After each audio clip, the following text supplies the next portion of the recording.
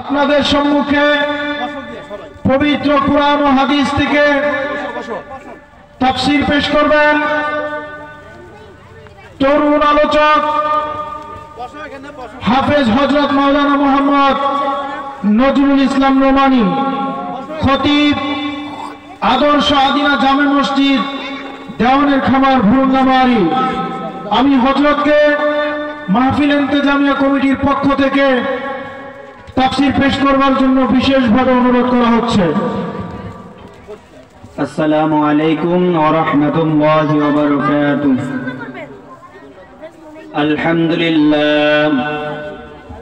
আলহামদুলিল্লাহিল্লাযী জা'আলা আশ-শামসা ওয়াল Camara বিহুসবান one Nazma ওয়াশ-শাজারা ইয়াসজুদান كما فضل مكانا على مكان وإنسانا على إنسان ونشهد أن لا إله إلا الله وحده لا شريك له ونشهد أن سيدنا ومولانا محمدا عبده ورسوله.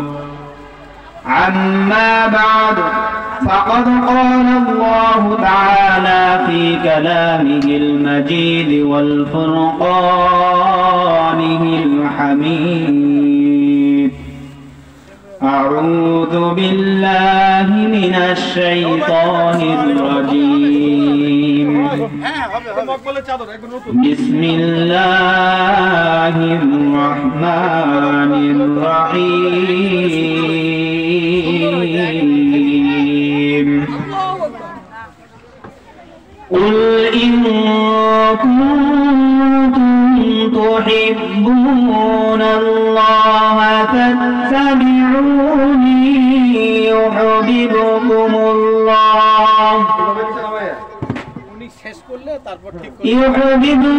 الله ويغفر لكم ذنوبكم والله غفور رحيم.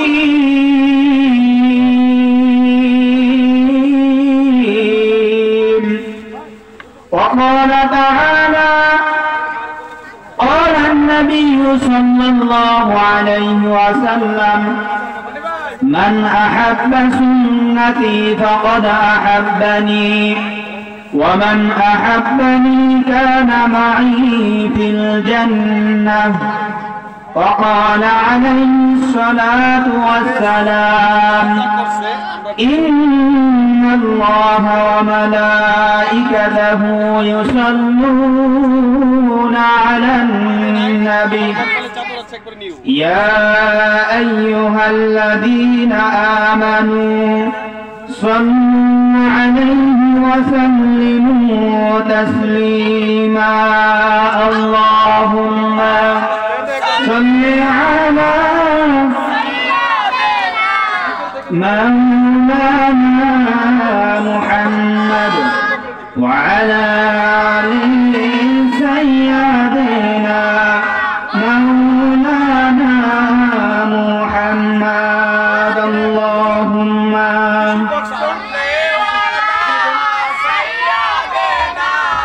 مولانا محمد وعلى آل سيدنا مولانا محمد.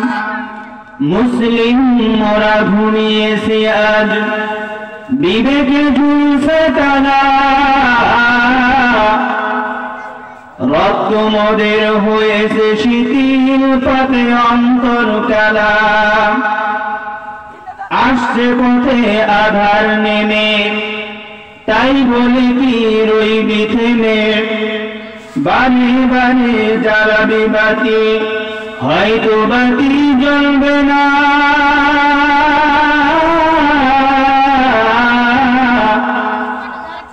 তাই বলে তো ফিতুর মতো বসে থাকা চলবে না। খালিদ উমর এসেছে নতুন বদর ওই রে খালিদ উমর এসেছে নতুন বদর দিগ্বিজয় দিন এখন কি গাইতে হবে ভুল মানানো গীত আমি মুসলিম আমি চির সংগ্রামী আমি চির রণবীর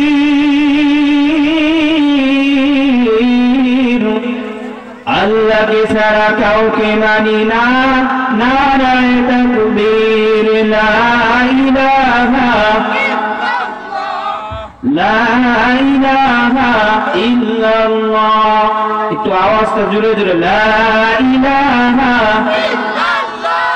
লা ইলাহা এই কালিমার দাওয়াত দিতে মারি খাইলেন নবী তায়েফেতে এই কালিমার দাওয়াত দিতে মারি খাইলেন নবী তায়েফেতে দেশ ছাড়লেন ঘর ছাড়লেন তবু বিপ্লবী কালিমা ছাড়লেন না লা ইলাহা লা ইলাহা বলল তারে কাফের নেতা চলবে না আর কোরআনের কথা বলল তারে কাফের নেতা চলবে না আর কোরআনের কথা বন্ধ যদি করো তুমি গাড়ি দেব আর দেব যে নারী বানিয়ে দেব তোমার নেতা লা ইলাহা লা ইলাহা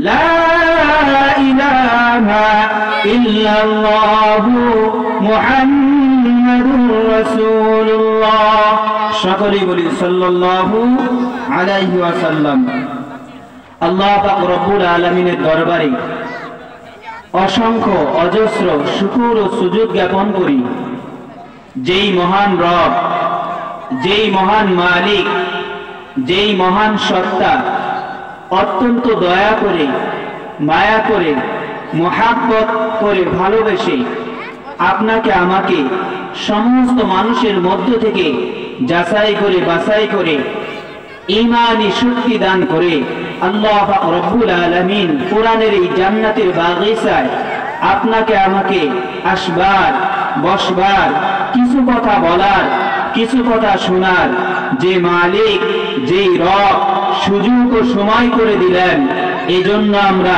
বেজার না খুশি যদি হয়ে থাকি খুশি আওয়াজ কম হবে না বেশি যদি আওয়াজ দেই বেশি আল্লাহ হবেন খুশি আর আল্লাহ যদি হয় খুশি করে দিবেন জান্নাতবাসী বলি সুবহানাল্লাহ এজন্য ঈমানি শক্তিকে বুলন্দ করে গলার আওয়াজকে উঁচু করে একবার মর্দে মুজাহিদের মতো কণ্ঠকে প্রসারিত করে একবার আল্লাহর ওই শুকরিয়া জ্ঞাপন করি সকলেই সুউচ্চ স্বরে বলি আলহামদুলিল্লাহ দরুদ ও সালাম সাইয়্যিদুল মুরসালিন ইমামুল মুরসালিন খাতামুন নবিয়্যিন যেই নবী দুনিয়াতে এসেছেন উম্মতের গুনাহ মাফের জন্য আল্লাহ পাক রব্বুল আলামিনের দরবারে কেঁদেছেন এখনো শুয়ে শুয়ে মদিনায় কাঁদতেছেন সেই মায়ার নবী দয়ার নবী শেষ নবী রাহমাতুল লিল আলামিন জনাব মুহাম্মদুর রাসূলুল্লাহ সকলেই বলি সাল্লাল্লাহু আলাইহি ওয়াসাল্লাম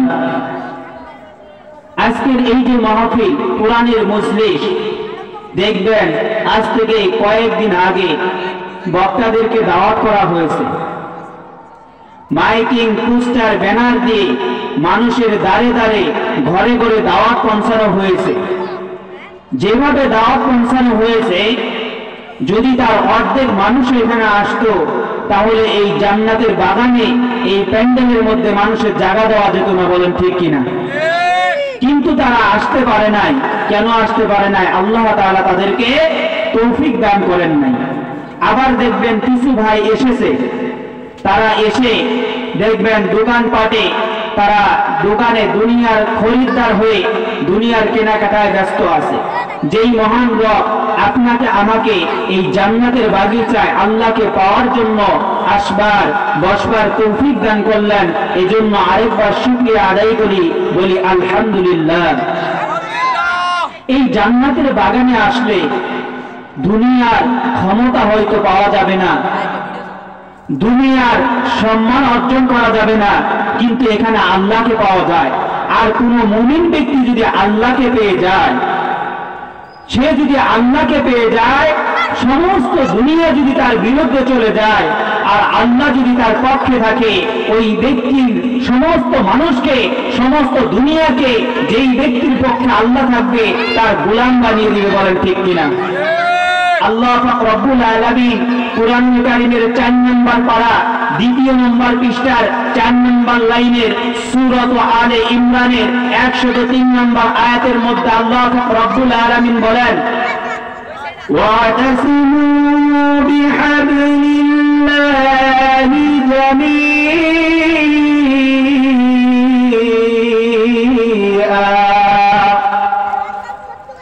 জামিআন ولا تفرقوا واذكروا نعمة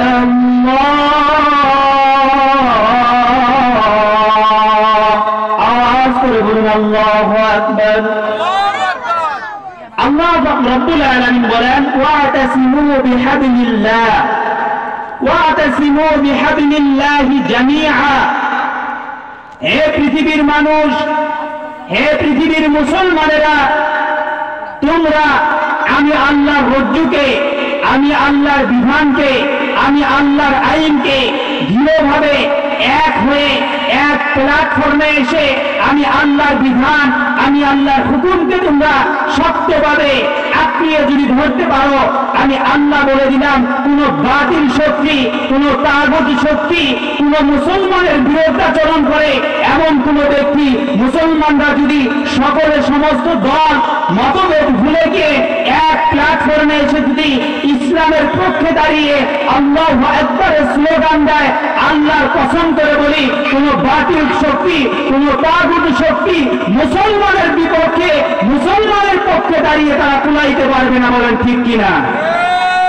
এজন্য আমাদের করণীয় হলো আজকে দলাদলি বাদ দিয়ে, এরকম করে বিভিন্ন ফেরকা বাদ দিয়ে সমস্ত মুসলমান এক প্ল্যাটফর্মে এসে আল্লাহর কোরআনকে আল্লাহর জমিনে বাস্তবায়ন করার এক অক্লান্ত পরিশ্রম চালাইতে হবে, যাতে আল্লাহর জমিনে আল্লাহর কোরআন বাস্তবায়ন হয়। বলেন ঠিক কিনা?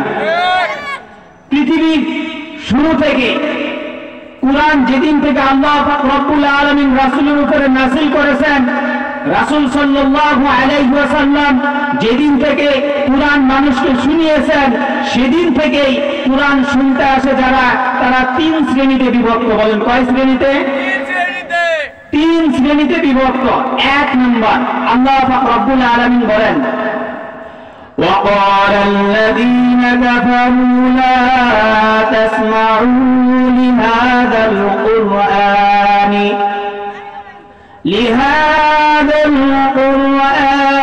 والغوا فيه لعلكم تغلبون।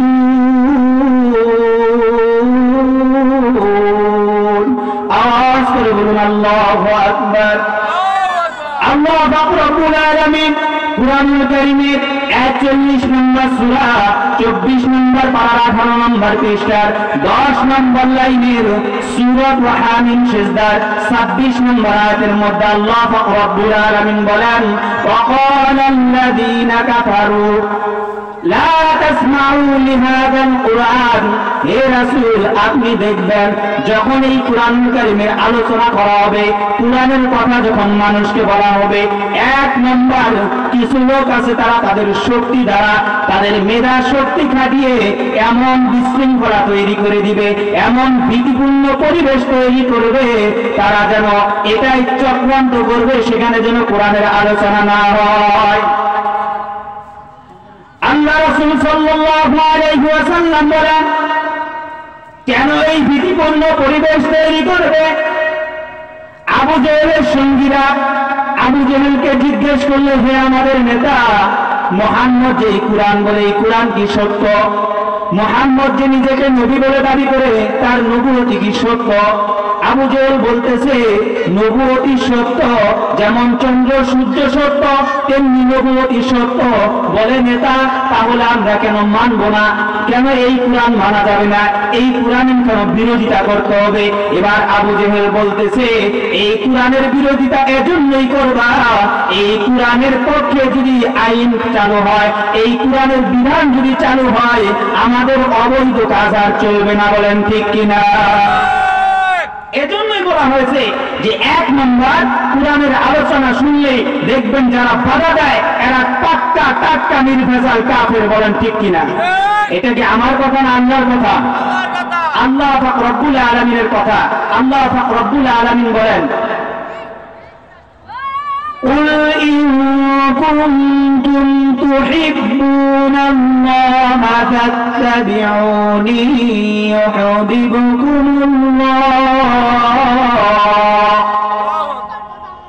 ويغفر لكم ذنوبكم والله غفور رحيم।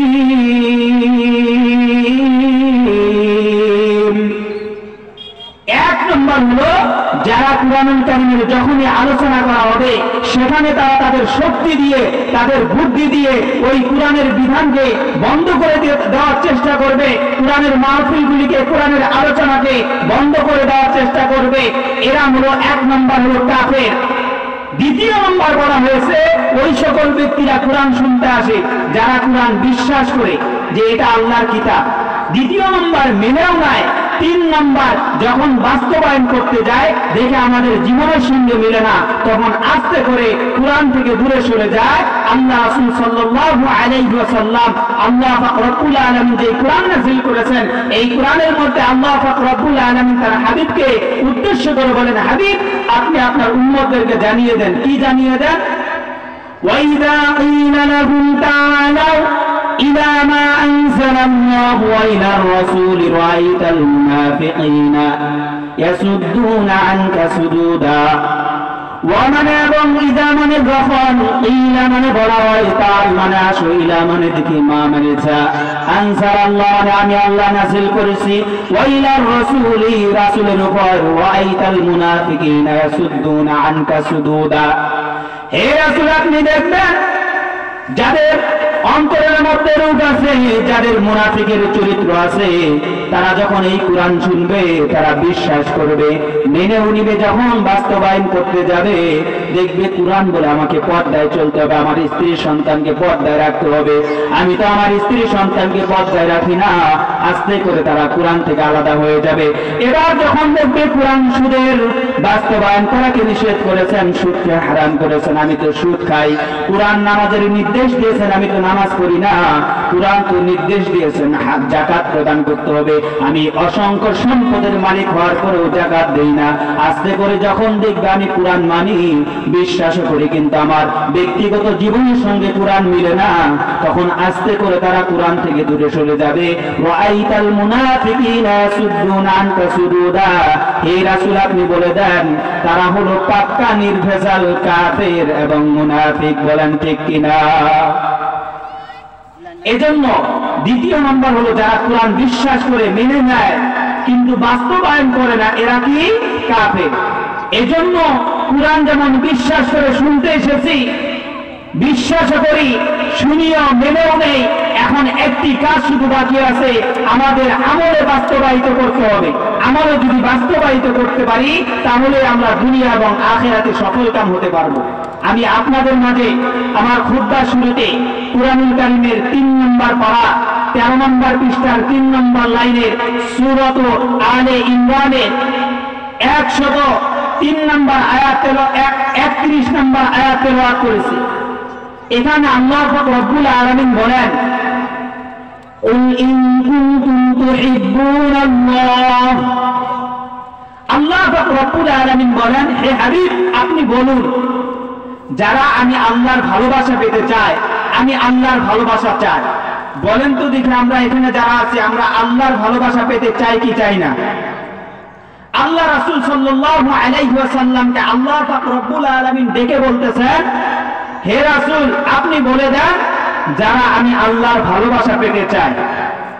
আমরা বলেন তো দেখি আল্লাহর ভালোবাসা পেতে চাই কি চাই না? আল্লাহর ভালোবাসা দুনিয়াতে অর্জন করতে পারবে যারা কিয়ামতের দিন বিনা হিসাবে আল্লাহর হুকুমে বিনা হিসাবে জান্নাতি হয়ে যাবে, তারা বলি সুবহানাল্লাহ। এজন্য আল্লাহ পাক রব্বুল আলামিন বলেন কুল ইন কুনতুম তুহিব্বুনাল্লাহ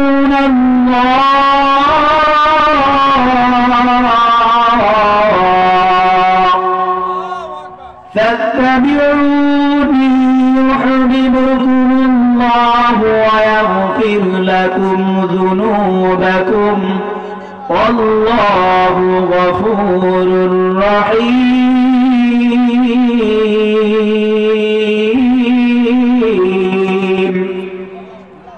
আল্লাহ পাক রব্বুল আলামিন তার হাবিবকে ডেকে বলতেছেন কুল হে রাসূল আপনি বলুন ইন যদি কুনতুম তোমরা পেতে চাও তুহিব্বুনাল্লাহ আল্লাহর ভালোবাসা যদি তোমরা পেতে চাও, আল্লাহকে যদি তোমরা ভালোবাসো, ফাত্তাবিউনি তোমরা ইত্তেবা করো। ইত্তেবা শব্দের শাব্দিক অর্থ হলো অনুসরণ করা। তোমরা অনুসরণ করো কাকে? আমি রাসূল হিসেবে দুনিয়াতে প্রেরণ করেছি যাকে, আমি রাসূল হিসেবে আপনি রাসূলকে আমি দুনিয়াতে প্রেরণ করলাম, আপনি রাসূলকে যারা মেনে নিতে পারবে, ইত্তেবা করবে, অনুসরণ করে প্রত্যেকটি কাজ যারা করতে পারবে, আমি রব্বুল আলামিন বলে দিলাম আমি আল্লাহ তাদেরকে ভালোবাসবো, বলি সুবহানাল্লাহ। তাহলে আল্লাহকে যদি অনুসরণ, আল্লাহ রাসূলকে যদি অনুসরণ করে চলতে পারি তাহলে আমাদেরকে ভালোবাসবেন কে? আল্লাহ। আর আল্লাহর ভালোবাসা পাবে যারা, আল্লাহর পক্ষ থেকে দুইটি পুরস্কারে পুরস্কৃত হবে তারা। চিল্লায়ে বলি সুবহানাল্লাহ। এক নম্বর পুরস্কার হলো وَيَغْفِرْ لَكُمْ ذُنُوبَكُمْ। আল্লাহ পাক রব্বুল আলামিন বলেন আমি আল্লাহ যাদেরকে ভালোবাসবো, আমি আল্লাহ বলে দিলাম আমি এক নম্বর তাদের জিন্দেগির যত গুনাহ আছে আমি আল্লাহ তাদের জিন্দেগির সমস্ত গুনাহ খাতাগুলিকে মাফ করে দিব, বলি সুবহানাল্লাহ। দ্বিতীয় নম্বর আল্লাহু গফুরুর রহিম, আল্লাহ হলো উত্তম ক্ষমাশীল। আল্লাহ যাকে মাফ করবেন কিয়ামতের দিন আল্লাহ পাক রব্বুল আলামিন ওই ব্যক্তিকে বিনা হিসাবে জান্নাত দান করবেন, বলে সুবহানাল্লাহ। এবার বলেন তো দেখি আমরা যদি রাসূলকে অনুসরণ করে চলতে পারি, এক নম্বর আল্লাহর পক্ষ থেকে আমাদের গুনাহগুলি মাফ পাবো। দ্বিতীয় নম্বর আল্লাহ পাক রব্বুল আলামিন গুনাহগুলিকে মাফ করবেন। শুধু তাই নয়, আমাদের জিন্দেগির যত গুনাহ আছে সমস্ত গুনাহগুলিকে আল্লাহ নেকি দ্বারা ভরপুর করে দিবেন। এটি ছিল আয়াতের সরল অনুবাদ। আমি আমার খুতবার শুরুতে আরেকখানা হাদিস তেলাওয়াত করেছিলাম, মান আহাব্বা সুন্নতি ফাকাদ আহাব্বানি ওয়া মান আহাব্বানি কানা মাই ফিল জান্নাহ। আল্লাহ রাসূল সাল্লাল্লাহু আলাইহি ওয়াসাল্লামকে জিজ্ঞেস করা হলো, ইয়া রাসূলুল্লাহ, ইয়া হাবিবাল্লাহ, আপনাকে অনুসরণ করে চলবো কেমনে? আল্লাহ রাসূল সাল্লাল্লাহু আলাইহি ওয়াসাল্লাম বলেন, আমাকে যেভাবে তোমরা দুনিয়াতে চলতে দেখেছো, আমাকে যেভাবে কাজ করতে দেখেছো, এই কাজগুলি সেভাবে যদি তোমরা বাস্তবায়ন করতে পারো, তোমাদের কাজগুলি আমি রাসূলের সুন্নাত হিসেবে আল্লাহর কাছে গ্রহণ হয়ে যাবে। আর রাসূলের সুন্নাত মোতাবেক নিজের জিন্দেগি করতে পারবে যারা, আল্লাহর পক্ষ থেকে আল্লাহর ভালোবাসা পেয়ে আল্লাহর ভালোবাসার পাত্র হয়ে যাবে তারা, বলে সুবহানাল্লাহ। আল্লাহ রাসূলের সাল্লাল্লাহু আলাইহি ওয়াসাল্লামের সুন্নতের কত দাম মুসলমান একটু খেয়াল করে আপনাদেরকে বোঝানোর জন্য একটি ছোট্ট ঘটনা বলতে চাই। আল্লাহ রাসূল সাল্লাল্লাহু আলাইহি ওয়াসাল্লাম মক্কা থেকে হিজরত করে মদিনায় চলে গেলেন। মদিনায় যাওয়ার পর আল্লাহ রাসূল সাল্লাল্লাহু আলাইহি ওয়াসাল্লামকে যারা ভালোবেসে মেনে নিয়েছিল তারা হলো আনসার। আল্লাহর নবীকে সাহায্য করে ভালোবেসে মেনে নিল। আর একদল ব্যক্তি ছিল ইহুদিরা, আল্লাহ রাসূলের অনুসরণ তো করলই না, আল্লাহ রাসূলের বিরোধিতা শুরু করে দিল। এমন একজন ইহুদি ছিল যে ইহুদি আল্লাহ রাসূল সাল্লাল্লাহু আলাইহি ওয়াসাল্লামের কঠিন বিরোধিতা করত। আল্লাহ রাসূল সাল্লাল্লাহু আলাইহি ওয়াসাল্লাম যখন বয়ান করতেন পাশ দিয়ে যদি যাইতো, আল্লাহ রাসূলের কথার আওয়াজ যেন তার কানে না আসে, কানের মধ্যে আঙ্গুল ঢুকিয়ে দিয়ে সেখান থেকে চলে যেত।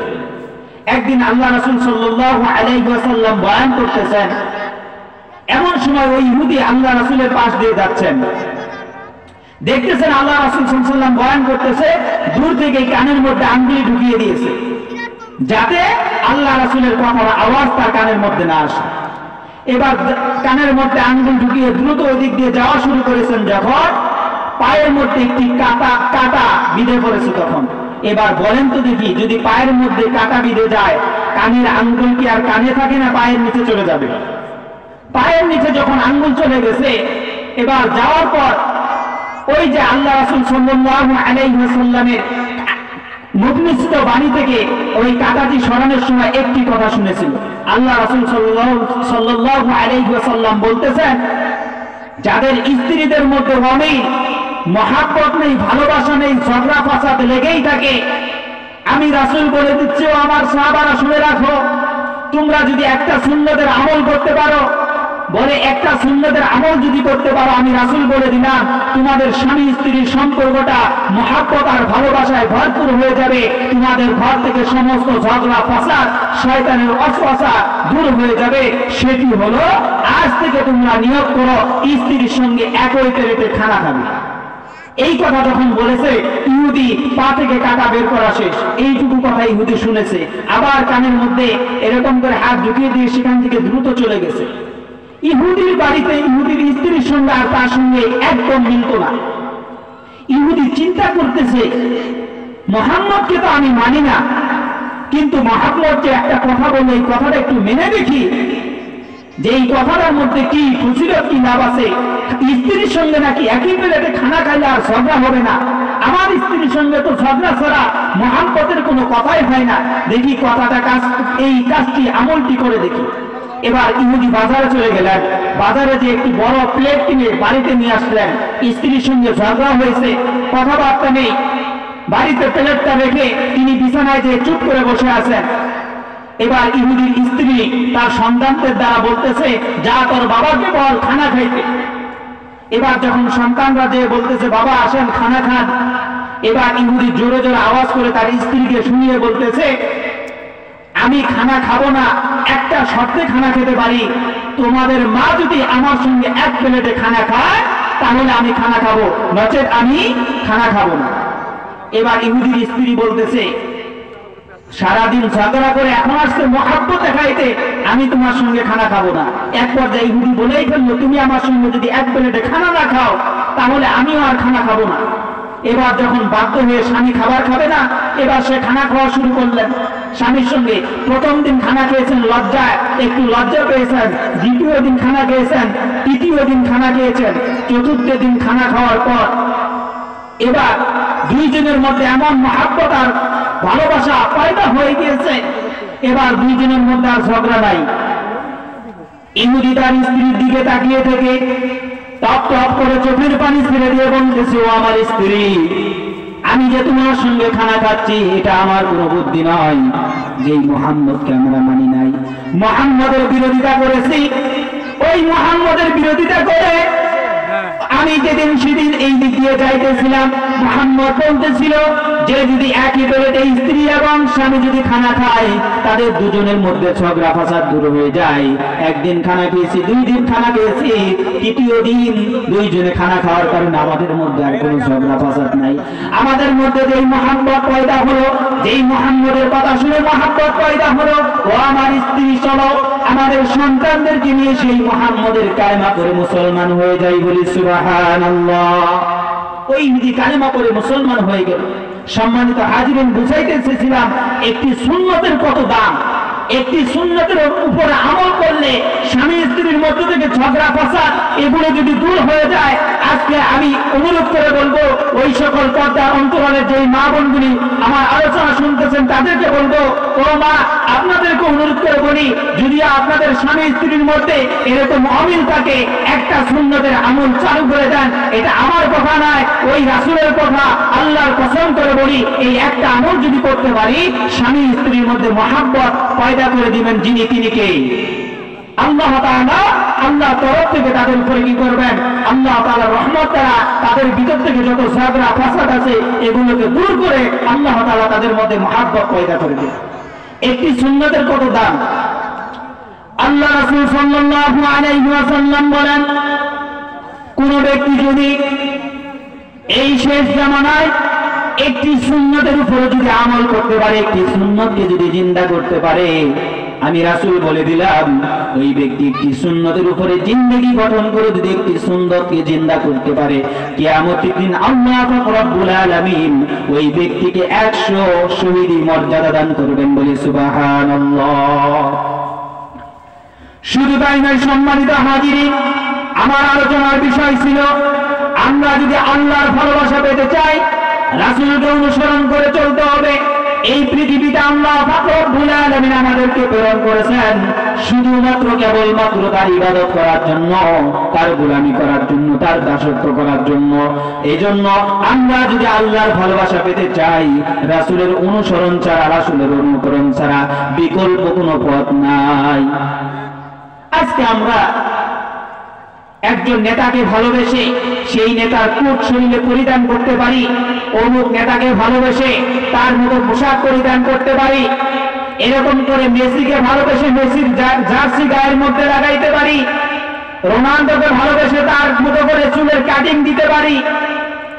আপনি আমি যেই রাসূলের আশিক বলে নিজেকে দাবি করি, যেই রাসূলের উম্মত বলে নিজেকে দাবি করি, আল্লাহর কসম করে বলি সেই নবীর উম্মত নিজেকে দাবি করে রাসূলের সুন্নতি দাড়িটা এখনো গালের মধ্যে রাখতে পারলাম না, রাসূলের সুন্নতি লেবাসটা পরিধান করতে পারলাম না, 3 তরিকায় রাসূলের সুন্নত চুল কাটা, এই সুন্নত তরিকায় চুল কাটতে পারলাম না, আমার 3.5 হাত বডির মধ্যে রাসূলের সুন্নত আমি বাস্তবায়ন করতে পারলাম না। আল্লাহর কসম করে বলি এ কখনো আল্লাহ রাসূলের খাঁটি আশিক হতে পারে না, এ হলো ভণ্ড আশিক। বলেন ঠিক কিনা? যে আল্লাহ রাসূলকে মহব্বত করে অথচ আল্লাহ রাসূলের সুন্নতি লেবাস পরিধান করতে পারে না, আল্লাহ রাসূলের সুন্নতি জিন্দেগি গড়তে পারে না, এরকম পরিবারের মধ্যে রাসূলের মতো করে এরকম করে সুন্নতি এরকম করে পরিবার গঠন করতে পারে না, এরকম স্ত্রী সন্তানদেরকে পর্দায় রাখতে পারে না, আর নিজেকে দাবি করে আমি রাসূলের আশিক, এ কখনো আশিক হতে পারে? এ হলো ভণ্ড। বলেন ঠিক কিনা? এজন্য যদি রাসূলের আশিক করে নিজেকে দাবি করি, 1 নম্বর করণীয় হলো রাসূল সাল্লাল্লাহু আলাইহি ওয়াসাল্লাম যেভাবে যেই কাজ করেছেন সেভাবে আমাকে সেই কাজগুলি করতে হবে। বলেন তো দেখি, রাসূল সাল্লাল্লাহু আলাইহি ওয়াসাল্লাম খানা খেয়েছেন, এই খানা খাওয়ার মধ্যে রাসূলের তরিকা আছে না নাই? রাসূল সাল্লাল্লাহু আলাইহি ওয়াসাল্লাম রাস্তায় চলেছেন, এর মধ্যে আমরাও যে রাস্তায় চলি রাসূলের তরিকায় রাস্তা চলার বিধান আছে না নাই? এরকম করে রাসূল সাল্লাল্লাহু আলাইহি ওয়াসাল্লাম এরকম করে জিহাদের ময়দানে নেতৃত্ব দিয়েছেন, রাসূল সাল্লাল্লাহু আলাইহি ওয়াসাল্লাম এরকম করে কি করেছেন, রাষ্ট্রীয় শাসন ব্যবস্থা কায়েম করেছেন। প্রত্যেকটি কাজে যদি কি করতে পারি, রাসূলকে অনুসরণ করে চলতে পারি, তাহলে আমাদের প্রত্যেকটি কাজকে আল্লাহ তাআলা ইবাদত বানিয়ে দিবেন। আর আল্লাহ তো আমাদেরকে ইবাদত বন্দেগী করার জন্য এই দুনিয়াতে পাঠিয়েছেন। আমার ঘুমটা যদি রাসূলের তরিকা মোতাবেক হয়, ঘুমটা হবে ইবাদত। আমার খাওয়াটা যদি রাসূলের তরিকা মোতাবেক হয়, খাওয়াটা হবে ইবাদত। আমার রাস্তায় চলাটা যদি রাসূলের তরিকা মোতাবেক হয়, রাস্তায় চলাটা হবে ইবাদত। আমার পোশাকটা যদি রাসূলের তরিকা মোতাবেক হয়, এই পোশাকটা হবে আমার ইবাদত। আমার যদি শাসন ব্যবস্থাটা রাসূলের মতো হয়, এই শাসন ব্যবস্থাটা হবে আমার জন্য ইবাদত। এভাবে সকাল থেকে শুরু করে রাত পর্যন্ত যতগুলো কাজ করব, প্রত্যেকটি কাজ যদি রাসূলের সুন্নাহ মোতাবেক করতে পারি, তাহলে আমাদের প্রত্যেকটি কাজকে আল্লাহ তাআলা ইবাদত বানিয়ে কিয়ামতের দিন আল্লাহ তাআলা আমাদেরকে বিনা হিসাবে জান্নাতের ফয়সালা করে দেবেন। বলি সুবহানাল্লাহ। এজন্য আসুন, আল্লাহ পাক রব্বুল আলামিন এই দুনিয়াতে আমাদেরকে পাঠিয়েছেন আল্লাহর গোলামি দাসত্ব করার জন্য। আল্লাহ রাসূলের সাহাবারা কেমন রাসূলকে মহব্বত করেছেন, ভালোবেসেছেন, একটি সুন্নতকে আঁকড়িয়ে দেওয়ার জন্য কত ত্যাগ করেছেন। রাসূল সাল্লাল্লাহু আলাইহি ওয়াসাল্লাম মক্কা থেকে হিজরত করে মদিনায় চলে যাবেন। কাফের নির্যাতনের জীবন সহ্য করতে না পেরে আল্লাহ পাক রব্বুল আলামিন হুকুম করলেন, ও হাবিব, আপনি মক্কা থেকে হিজরত করে মদিনায় চলে যাবেন। আল্লাহ রাসূল সাল্লাল্লাহু আলাইহি ওয়াসাল্লাম 6 মাস পূর্বে হযরত আবু বকর রাদিয়াল্লাহু তাআলা আনহুকে বলেছেন, আবু বকর হয়তোবা আমি এই মক্কায় থাকতে পারবো না, এই জন্মভূমি ছেড়ে মদিনায় হয়তো হিজরত করে আমাকে চলে যেতে হবে, কিন্তু আবু বকর তুমি শুনে রাখো, হয়তো তুমি আমার সফর সঙ্গী হবে, আমার হিজরতের সঙ্গী হবে। হযরত আবু বকর রাদিয়াল্লাহু তাআলা আনহু রাসূলকে কেমন মেনেছেন, মহব্বত করেছেন মুসলমান। একটু চিন্তা করে মিলিয়ে দেখুন, ওই 6 মাস পূর্বে রাসূল সাল্লাল্লাহু আলাইহি ওয়াসাল্লাম আবু বকরকে এই কথা বলেছিলেন। আবু বকর রাদিয়াল্লাহু তাআলা আনহু ওই 6 মাস পর্যন্ত রাত্রি হয়েছে যখন নামাজ এশার নামাজ আদায় করে বিছানার মধ্যে পিঠ লাগান নাই, দরজার সাথে পিঠ লাগিয়ে দাঁড়িয়েছিলেন। আর আবু বকর রাদিয়াল্লাহু তাআলা আনহু বলতেন, যেদিন আল্লাহ রাসূল সাল্লাল্লাহু আলাইহি ওয়াসাল্লাম আবু বকরকে গভীর রজনীতে এসে ডাক দিলেন, আবু বকর দরজাটা খুলো। একটি ডাক দেওয়ার সঙ্গে সঙ্গে আবু বকর দরজা খুলে দিল।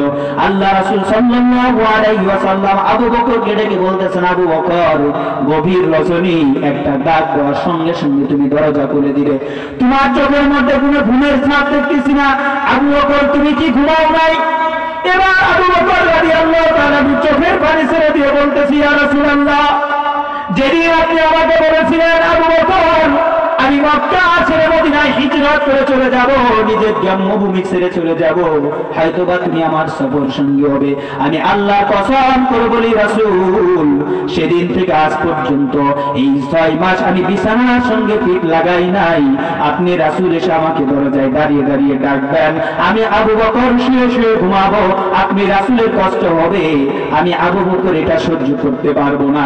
সেদিন থেকে 6 মাস পর্যন্ত আমি আবু বকর বিছানার সাথে পিঠ লাগাই নাই, আপনি রাসূলের জন্য দরজার সাথে পিঠ লাগিয়ে দাঁড়িয়ে কাটিয়ে দিয়েছি সারা রাত। বলি সুবহানাল্লাহ। কেমন আল্লাহ রাসূলকে মহব্বত করেছিলেন মুসলমান, যে আবু বকর আল্লাহ রাসূলকে এত মহব্বত করলেন, আমরা তো আল্লাহ রাসূলের উম্মত বলে নিজেকে দাবি করি, কেমন করে দাড়িটা কেটে রাসূলকে কষ্ট দেই, কেন রাসূলের সুন্নতি টুপিটা মাথায় দিতে পারি না, কেন রাসূলের সুন্নতি লেবাসটা পরিধান করতে পারি না? ও মুসলমান, দুনিয়ার জিন্দেগিতে আমি ইহুদি নাসারাদেরকে অনুসরণ করে চললাম, আর মৃত্যু হয়ে যাবে যখন আমার পোশাকগুলো খুলে খুলে রাসূলের সুন্নতি লেবাস দিয়ে সাদা কাফনের মধ্যে পাঞ্জাবি বানিয়ে পরিয়ে মুড়িয়ে বিদায় করে দিবে। বলেন তো দেখি, দুনিয়াতে যে রাসূলকে মানতে পারলাম না, মৃত্যুর পর ওই রাসূলের পাঞ্জাবি পরিধান করে যদি কবরের মধ্যে যাই, আমি কি কবরের মধ্যে পার পাবো?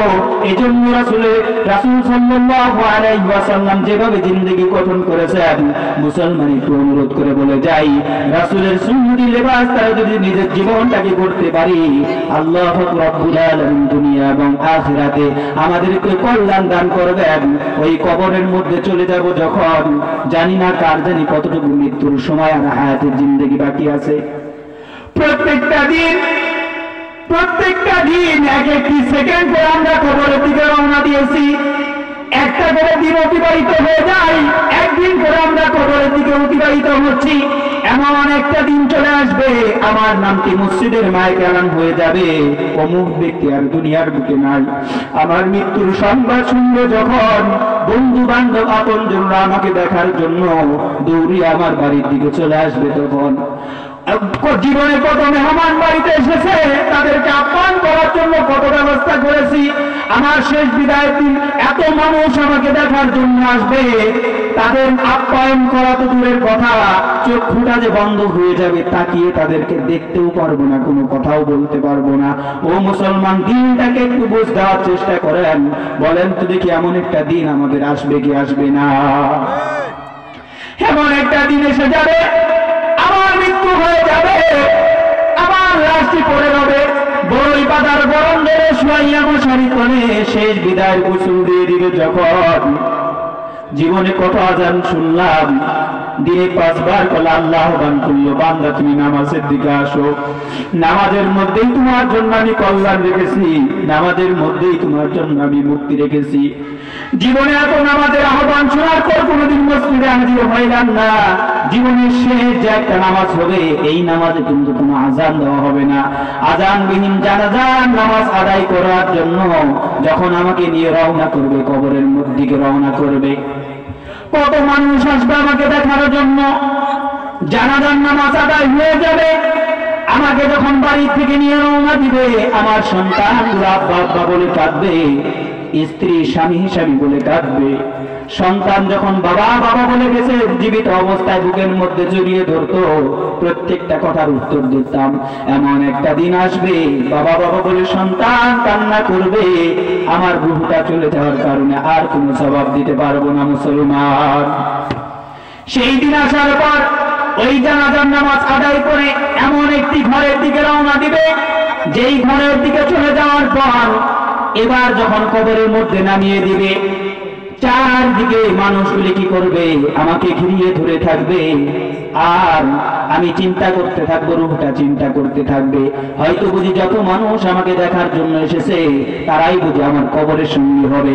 এবার এই চিন্তা করতে থাকবে, যখন এক এক করে কবরের মধ্যে বাঁশের ছাউনি দিয়ে তিনজন যখন উঠে পড়বে, যেই সন্তানের চাহিদা পূরণ করার জন্য আল্লাহকে ভুলে গেলাম, কিছু মানুষ থেকে বলবে, ও মুখের ছেলে, তোমার বাবা দুনিয়া থেকে চলে গেছে, তোমার বাবার কবরে তুমি সর্বপ্রথম মাটিটা দাও।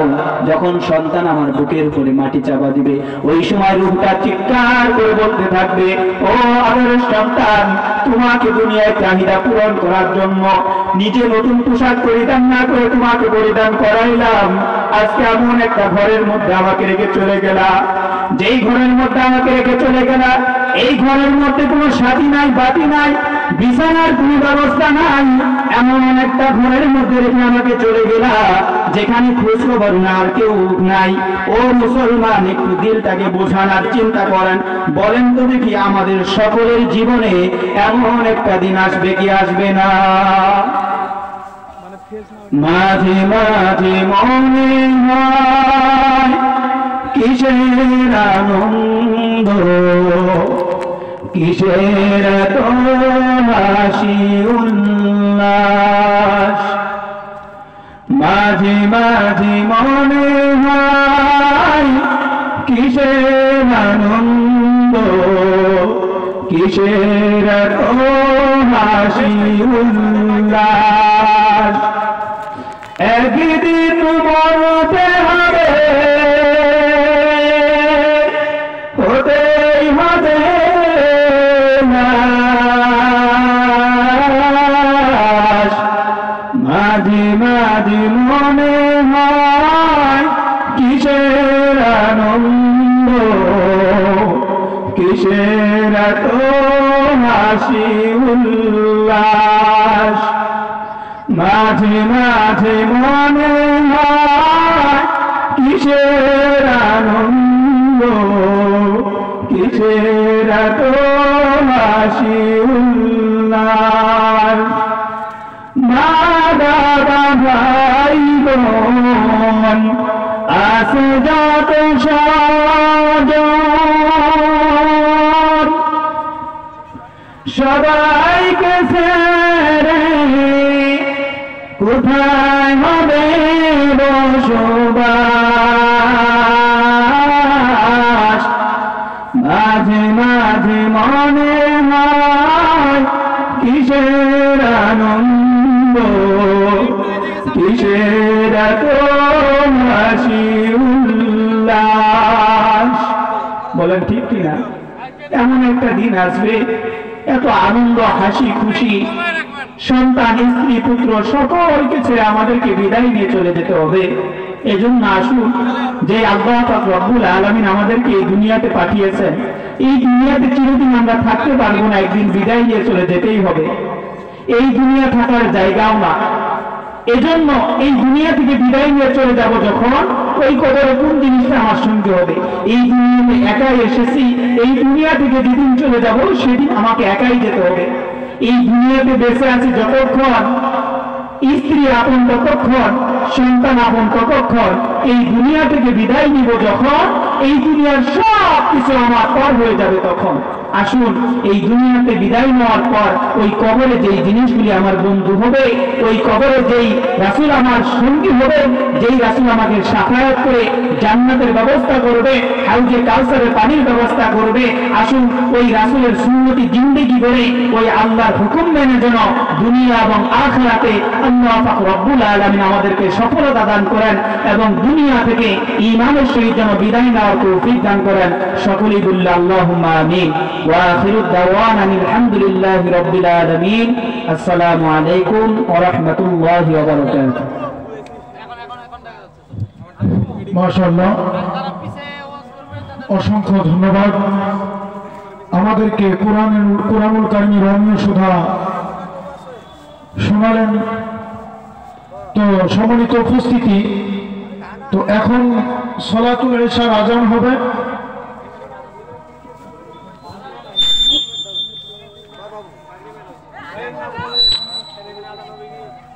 যে এখন সলাতুল ইশার আজান হবে।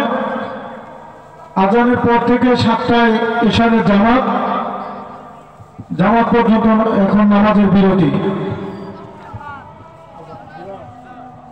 আলহামদুলিল্লাহ, আলহামদুলিল্লাহ।